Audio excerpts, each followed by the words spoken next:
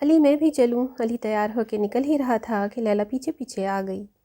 لیلا میں یشل کے ساتھ ڈنر پہ جا رہا ہوں، سو تمہارا جانا بنتا نہیں ہے۔ علی نے کہا تو لیلا جی جان سے جل گئی۔ علی ویسے بھی کل تو تم چلے جاؤ گے، یہ ٹائم تم ہمارے ساتھ اسپینڈ کر لو۔ آواز میں مٹھاس پیدا کی۔ لیلا اتنے دن تم سب کے ساتھ ہی تھا، بلکہ آج کا سارا دن بھی۔ چلتا ہوں، یشل ویٹ کر رہی ہوگی، کہہ کر وہ چلا گیا۔ لیلا پاؤں پٹک کے رہ گئی اور شہلا کے پاس چلی آئی جو کپڑے تہہ کر رہی تھی۔ سمجھتا کیا ہے علی خود کو؟ میں بھی دیکھتی ہوں یہ محبت کتنے دن چلتی ہے۔ وہ غصے میں بڑبڑا رہی تھی۔ کیا ہو گیا ہے اب؟ شہلا نے پوچھا۔ وہ علی خود کو سمجھتا کیا ہے؟ آپ کو پتہ ہے آج علی اس یشل کو ڈنر پہ لے کر گیا ہے؟ اس یشل کی ہمت کیسی ہوئی میرے علی کو مجھ سے چھیننے کی؟ وہ زور زور سے چلانے لگی۔ شہلا نے کمرے کا دروازہ جلدی سے بند کیا تاکہ اس کی آواز باہر نہ جانے پایا۔ آہستہ بولو لیلا، گھر میں اگر کسی کو پتہ چل گیا نا کہ میں نے یہاں تمہیں کیوں بلایا ہے تو سب میرا جینا حرام کر دیں گے۔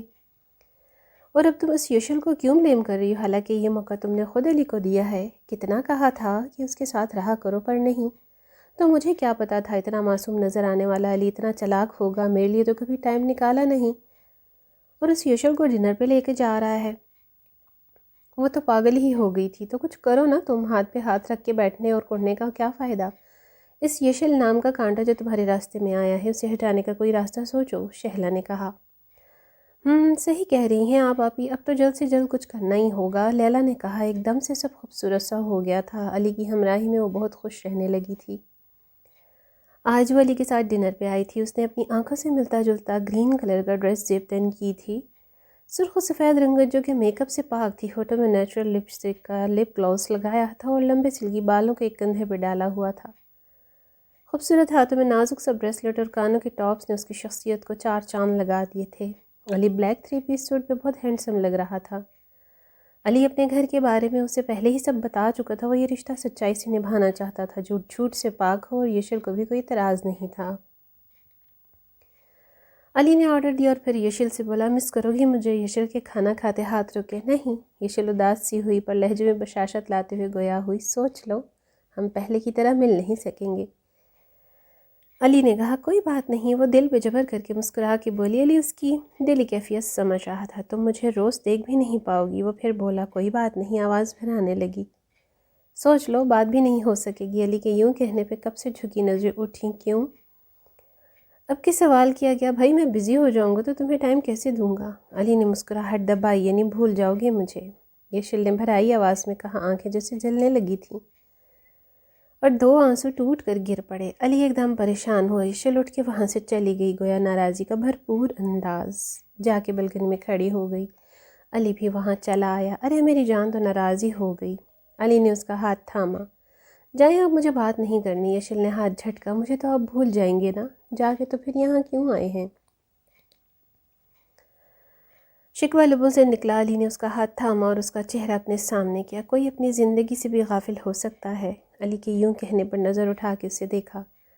تمہیں پتہ ہے تم میری جان ہو، ہر سانس میں تم بستی ہو۔ تم نے سوچ کیسے لیا کہ میں تمہیں بھول جاؤں گا؟ تم میرے لیے ان قیمتی شے میں سے ہو جس کو اگر ویران جگہ پہ رکھو تو وہ بھی آباد ہو جائے، جسے اندھیرے میں رکھو تو وہ جگہ روشن ہو جائے، جیسے میرا دل۔ پتہ ہے یہ تمہاری روشنی سے منور ہے کیونکہ تم یہاں رہتی ہو۔ علی نے اپنے دل کی طرف اشارہ کیا۔ یشل اسے سن رہی تھی۔ اس کی بات کے اختتام پہ اس نے اس سے پوچھا، تو پھر یہ کیوں کہا کہ بھول جاؤ گے؟ وہ تو تمہیں تنگ کرنے کو کہا تھا، پر تم تو رونے لگیں اور وہ ہنسا۔ اگر تمہیں بھول جاؤں گا تو میرا دل ویران نہیں ہو جائے گا کیا؟ اس نے یشل سے کہا۔ یشل دل سے مسکرائی۔ اچھا چلو اب ڈنر نہیں کرو گی؟ علی نے اسے یاد دلایا تو اس کے ساتھ چلنے لگی۔ بات کرو گے نا روز؟ یشل نے بیٹھتے ہوئے پوچھا۔ ہاں بابا، روز، علی مسکرایا۔ صبح میری بلکنی پہ کون آئے گا؟ یشل نے پھر پوچھا۔ تمہاری عادتیں بہت خراب ہو گئی ہیں، علی نے کہا۔ کس نے کی ہیں؟ یشل نے بھی اترا کے کہا۔ آف کورس، ماں بدولت نے۔ علی نے جھک کے سینے پہ ہاتھ رکھ کے مؤدب ہو کر کہا تو یشل ہنس دی اور پھر وہ چلا گیا۔ یشل بہت اداس رہنے لگی تھی۔ یونی میں بھی اس کی کمی فیل ہوتی تھی، حالانکہ وہ روز فون پہ گھنٹوں باتیں کرتے تھے، وہ اس میلوں فاصلے پہ تھا۔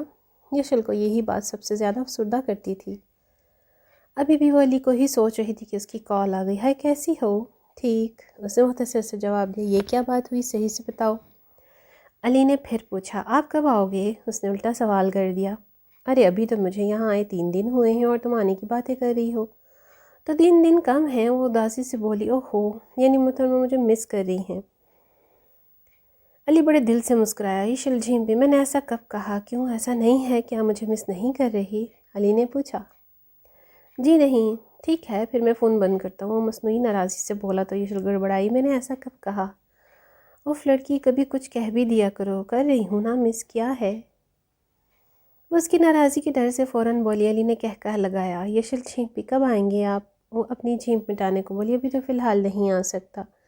وہ پھر اداس ہوئی اور خاموش ہو گئی۔ یشل یار پلیز اداس مت ہو، دیکھو یشل کی آنکھیں نم ہونے لگیں۔ یشل پلیز۔ علی بھی ایک دم افسردہ ہو گیا۔ یشل رونا شروع ہو چکی تھی۔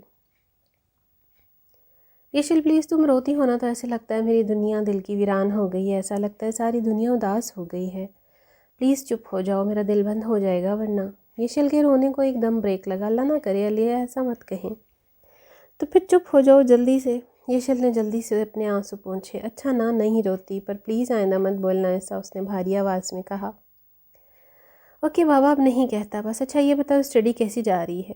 علی نے اس کا دھیان بٹانے کو کہا تو یشل اسے بتانے لگی۔ بزنس میں بڑا لاس ہو رہا ہے، مجھے کچھ پیسوں کی ضرورت ہے، سوچ رہا ہوں وقار بھائی سے مانگ لوں۔ ہاشم بولے تو زرمینہ منہ بنا کے بولی، آپ کو تو ان کے گھر جانا پسند نہیں ہے؟ پھر اب اپنے کام کے لیے تو بندہ چلا ہی جاتا ہے، اور ویسے بھی احمد بھی تو کتنے لے لیتا ہے ان سے پیسے، انہوں نے کچھ نہیں کہا کبھی۔ اب کے بارے میں لے لوں گا، یہ تو ٹھیک کہہ رہے ہیں احمد تو جب جاتا ہے رقم لے کے ہی آتا ہے، اور اس بار بھی 5 لاکھ لے کے آیا ہے وقار بھائی سے۔ چلو کل چلیں گے۔ ہاں ٹھیک ہے، زرمینہ نے کہا۔ یشل سو کے اٹھی اور فریش ہو کے باہر آئی۔ لاؤنج سے باتوں کی آواز آ رہی تھی۔ کون آیا ہے؟ میں جا کے دیکھتی ہوں، وہ خود سے بولی اور لاؤنج میں چلی آئی۔ لاؤنج میں آ کے اسے خوشگوار حیرت ہوئی کیونکہ لاؤنج میں اس کے ماموں مامی آئے ہوئے تھے۔ What a pleasant surprise! کب آئے آپ لوگ؟ وہ خوشی سے بولی۔ جب تم سو رہی تھیں تب۔ مامی نے اسے پیار سے گلے لگایا۔ ماما مجھے اٹھایا کیوں نہیں اور نہ بتایا کہ آپ لوگ آ رہے ہیں؟ وہ ماما سے بولی۔ ارے بیٹا ہم نے تو کسی کو بھی نہیں بتایا تھا، سوچا آپ سب کو سرپرائز دیا جائے۔ ماموں پیار سے بولے۔ بہت اچھا سرپرائز ہے، وہ خوشی سے بولی، اور تمہیں اٹھایا اس لیے نہیں کیونکہ بھابھی نے منع کر دیا کہ تم یونیورسٹی سے تھکی ہوئی آئی ہوگی۔ ماما نے جواب دیا۔ ڈیئر کزن یہاں بھی تو دیکھو، بھائی کو بھول گئی؟ اشر نے اس سے کہا۔ ارے اشر بھائی بھی آئے ہیں، مل گئی آفس سے فرصت آپ کو؟ یس مل گئی، اور اگر فرصت نہیں ملتی تو اس بار تو کسی بھی طرح آنا ہی تھا، میں نے آخر کو اتنے دنوں سے ملا نہیں ہوں اپنی سسٹر سے۔ بہت اچھا کیا، وہ بولی۔ رات کو یشل روم میں آئی، سیل چیک کیا تو دیکھا علی کی 10 بجے کی 3 مس کالز لگی ہوئی تھیں اور اب 11 بج رہے تھے۔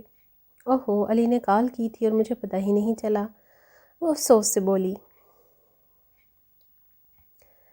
اور اسے کال بیک کی 2-3 بیلز کے بعد فون ریسیو ہوا۔ سوری علی، مجھے پتہ ہی نہیں چلا کہ آپ نے کال کی ہے، وہ ماموں مامی آئے ہوئے ہیں نا تو ان سے باتوں میں پتہ ہی نہیں چلا۔